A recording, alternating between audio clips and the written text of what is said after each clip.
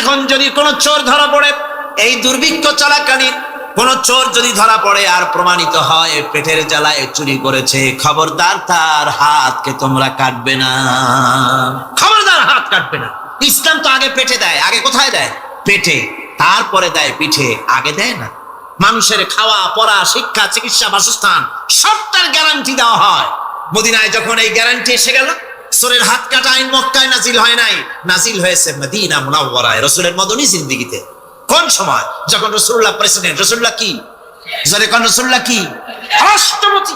সেই সময় মানুষ দরজা খুলে ঘুমাবার সুযোগ পেল, খাওয়া পড়া শিক্ষা চিকিৎসা বাসস্থানের গ্যারান্টি পেল।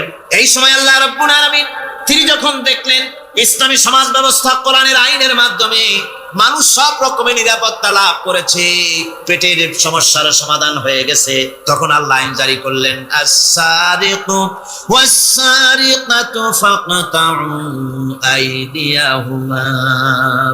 চোর পুরুষ হোক আর নারী হোক, উভয়ের হাত কেটে দাও। পুরুষ হোক আর নারী হোক, এখন উভয়ের হাত কেটে দাও। দৃষ্টান্তমূলক শাস্তি হোক, যাতে করে এই চুরি আর না কেউ না করে। পেটে খাবার আছে, চাকরি আছে, ওষুধ আছে, শিক্ষা আছে, থাকার মতো জায়গা আছে, এখন চুরি করো কেন? তাহলে বোঝা যাবে এটা নেশায় পরিণত হয়েছে। কি হয়েছে? নেশা।